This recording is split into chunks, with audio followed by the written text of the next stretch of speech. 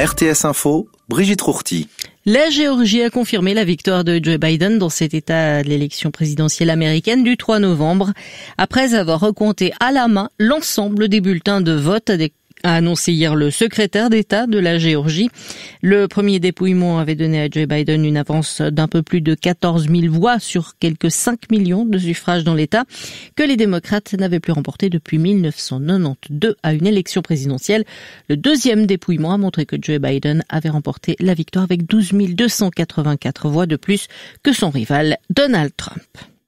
Les États-Unis ont enregistré sur 24 heures entre mercredi et hier 2239 décès liés au Covid-19 selon le comptage de référence de l'université Johns Hopkins, actualisé en continu. Plus de 200 000 nouveaux cas de contamination ont été recensés dans le même pays. Dans le même temps, dans le pays, l'épidémie est actuellement en pleine phase exponentielle, ont alerté hier les centres américains de prévention et de lutte contre les maladies, demandant aux Américains de ne pas voyager pour les fêtes de Thanksgiving à la fin de la semaine prochaine.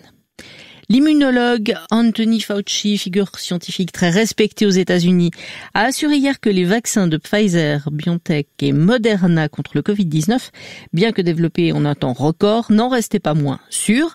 La rapidité du processus n'a en rien compromis la sécurité, pas plus que l'intégrité scientifique, a-t-il déclaré lors d'une conférence de presse de la cellule de crise de la Maison-Blanche sur la pandémie.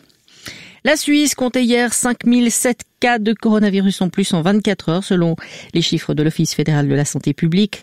Ainsi, 79 décès supplémentaires sont à déplorer. 221 malades ont été hospitalisés. Durant les dernières 24 heures, les résultats de près de 27 000 tests ont été transmis, indique l'OFSP. Le taux de positivité s'élève à 18,56%. Un vaccin sûr et efficace, déployé selon des facteurs de risque acceptés à une large échelle et pris en charge par l'assurance de base. Telles sont les conclusions de 65 experts suisses réunis par Unisanté à Lausanne en vue de l'arrivée d'un vaccin contre le Covid-19.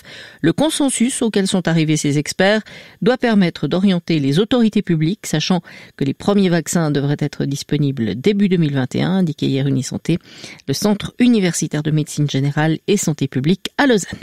En tennis, enfin, Rafael Nadal a maintenu en vie son rêve de remporter son premier Masters ATP en battant hier à Londres le tenant du titre, le grec Stefanos Tsitsipas 6-4, 4-6, 6-2, se qualifiant ainsi pour les demi-finales. Assuré de finir en tête de son groupe dans le dernier carré, il affrontera donc le russe Daniil Medvedev. Très nuageux ce matin avec encore des averses plus fréquentes dans les Préalpes. La limite des chutes de neige se situe vers 900 mètres. Développement d'éclaircies en plaine, en particulier dans l'ouest des Maniques et en vallée centrale. Cet après-midi, temps sec et assez ensoleillé. 9 degrés au maximum avec de la bise sur le plateau. Pour le week-end, banc de stratus sur le plateau avec une limite vers 800 mètres. Sinon, temps bien ensoleillé et doux en montagne. 8 degrés au mieux.